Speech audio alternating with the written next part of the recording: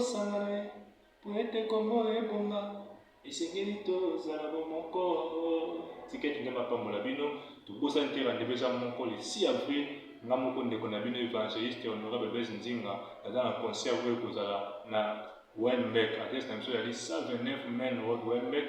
Boya wana bana na nzambe concert eza wana, tokozala wana le 6 avril na église ya Pasteur Moses na Wembeck. Wana soki église ya Pasteur Moses, tokozala wana le 6 avril na Wembeck.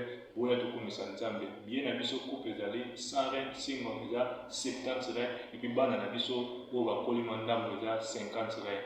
Boya tokomisa nzambe ensemble, salle ya mwana kaka omona tootela bino na suka na publicité na biso ya concert, omona salle eza wana. Boya tokomisa nzambe eza place ya kobonga te, juste pembeni kaka ya Pick n Pay. Numéro na biso pe ya telefone eza wana, soki omoni ekomplike yo obengi. Mais soki request kaka obeti kaka 129 Main Road Wembeck, baoya kotika wana. Toza likolo na mall, salle eza kitoko, parking ya mwana bomoni makambo nyonso eza kitoko. Boya tokomisa nzambe ensemble na banzembo ya sika oyo toza koyembela bino Yesu nde chauffeur. Alors Yesu nde chauffeur, tozoyemba banzembo ebele bamokili komplike, bamoto na nzambe, badie d'amour, babolingo na nzambe, bayesu elonga, batobinga na nzambe, bagolgota. Donc banzembo eza ebele ya frère Blaise Nzinga oyo tokokomisela nzambe na mokolo wana. Boya ebele, epuis toza na ndeko na biso mama na biso Fani oyo ya Wembeck akoteka moko ya biloko na ye libanda wana. Oza na besoin gâteau, oza na besoin sucre, oza na besoin chips, biloko ezala na libanda mpona kouta église ya biso olingolia mwa eloko ya moke, biloko akoteka mpe kozala wana.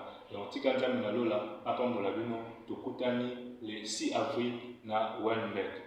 See you later.